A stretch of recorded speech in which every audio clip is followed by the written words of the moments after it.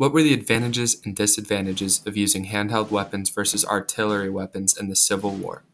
Weapons have been a key technological creation for humans, dating as far back as 280,000 years ago in Ethiopia, where weapons that resembled javelins were invented. Over the course of human history, weapons have become more and more efficient and deadlier as time goes on, but there's one period in time I would like to talk about: the Civil War. The Civil War is by far the bloodiest conflict in U.S. history, so let's take a look at and compare what weapons were used to achieve this title, and more specifically, what were the advantages and disadvantages of using handheld weapons versus artillery. Let's start with handheld weapons. Most weapons used during the Civil War were handheld, ranging from multi-shot close-range revolvers like the Colt 44 Army model to rifled muskets that were very capable from 500 yards or closer. Handheld weapons were relatively light, multi-purpose, and were easy to use. An example of a handheld rifle used during the Civil War is the .58 caliber rifle.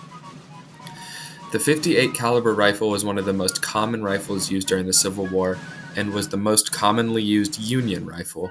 It was sought out for due to its range, reliability, and easy reload. Any competent soldier could quickly become proficient with using this weapon, becoming a potential killing machine. Like many rifles during this time, it could be reloaded and fired 3 to 4 times per minute depending on the skill level of the soldier operating it. But there was one key development that affected most rifles during the Civil War called rifling. Rifling is when the inside of the barrel of a weapon is given grooves so that the bullet spins when exiting the weapon. The bullets used in rifles were called mini bullets, named after Claude Etienne Minier, the inventor of the bullet. These bullets closely resemble modern bullets and are shaped similarly to a football. As they leave the barrel of the rifle, they obtain gyrospin, which increases the bullet's aerodynamics, allowing for a longer range and more accurate shot. This development was huge during the Civil War because, in contrast to previous gun battles fought in human history, the battles of the Civil War could happen where enemies were much farther apart due to improved weapons technology. But handheld weapons weren't the only weapons used during the Civil War. Artillery weapons played a huge role in the war. Cannons were used to destroy structures, clear paths for soldiers, and mow down soldiers like bowling pins. They were incredibly useful, but not super practical. The Parrott rifle was a cannon first built in 1861 by a captain in the Federal forces. It also reaped the benefits of rifling, causing the launched projectile to spin as it exits the barrel. This makes the cannon fire more accurately and farther as the spin given to the projectile increases the aerodynamics of it. Engineers had known about rifling for a long time, but technologies needed to build rifled cannons on a mass scale were only developed in the years leading up to the Civil War.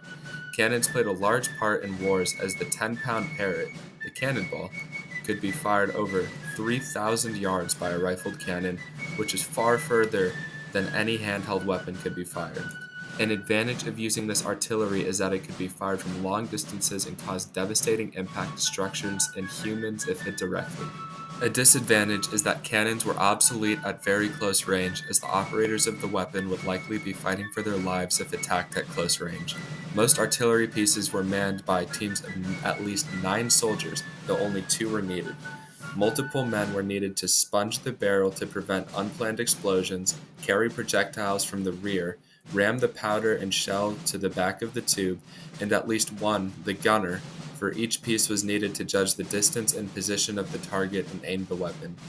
Cannons were also extremely heavy, meaning they couldn't be brought to every battle, making them less useful as a whole. A fact about rifled cannons is that the large majority of them were possessed by the Union due to their already existing factories that were far more capable of creating rifled cannons on a mass scale, providing the Union a large advantage over the Confederacy. After learning about both handheld weapons and artillery weapons that were used during the Civil War, let's look at the advantages and disadvantages of using both. Some advantages of using handheld weapons is that they could be reloaded and fired at quick speeds with little risk of jamming. Depending on the gun, they could be lethal and efficient at both close and far range. 90% of casualties during the Civil War were due to gunshot wounds by rifled muskets, which fired the notorious mini bullet, proving their well-roundedness as weapons. But that doesn't mean they were the best, though. Artillery weapons like the 10-pound Parrott could make or break a fight with the capability to destroy forts, structures, and army camps. They could also inflict massive damage to soldiers if hit directly. But artillery weapons had a far clearer disadvantages. They reloaded incredibly slowly, they required a full team of men to operate, they were obsolete at close range, they were extremely immobile, and they misfired often, usually leading to the deaths of the operators. Both artillery and handheld weapons had their advantages and disadvantages, but one thing is for certain. If it weren't for both styles of weapons being utilized the way they were, the war could have turned out completely differently.